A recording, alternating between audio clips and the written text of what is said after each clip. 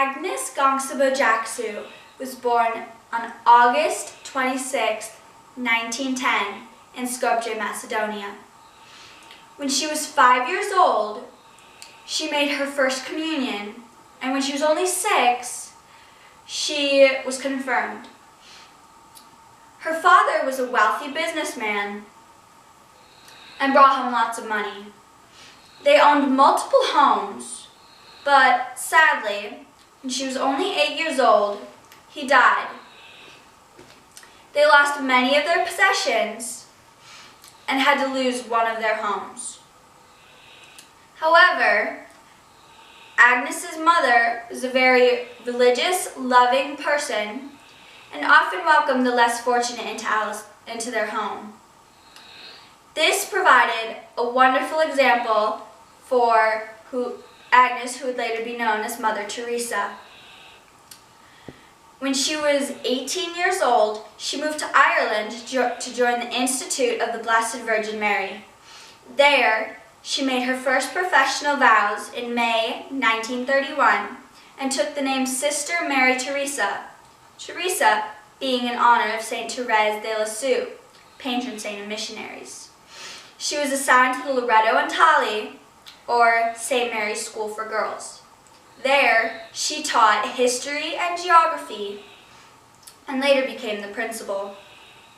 She made her final professional vows in May 1937 and became what she called herself as the spouse of Jesus for all eternity.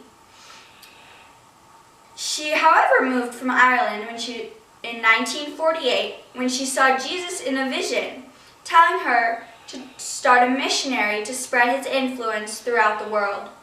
She asked permission from the Catholic Church.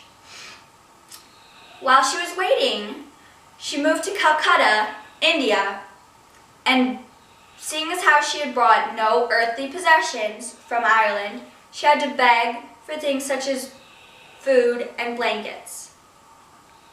She also taught with sticks and wrote in the dirt for the children, carrying on Jesus' message of teaching the children there, even without her missionary.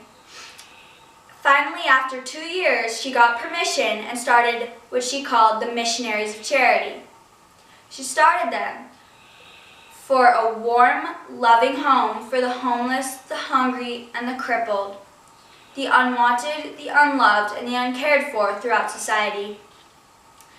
She was part of the Missionaries of Charity for 30 years and was such a wonderful influence that it spread throughout the whole world. In 1979, she even won the Nobel Peace Prize. Instead of taking a celebratory banquet, that would have cost $192,000, she asked that that money be given to help the homeless and the needy in India. Sadly, she died on September 5th, 1997 from heart failure. Several years later, she was canonized by Pope John Paul II. At her canonization, over 1,500 homeless Indians, some from Calcutta, were given guest of honor seats, as she asked for. Seeing as how to be recognized as a saint by the Catholic Church, one of the requirements is that you have to perform 2 miracles, either in your lifetime or after you die. In 1997, an Indian woman met with her and was instantly healed from a stomach tumor.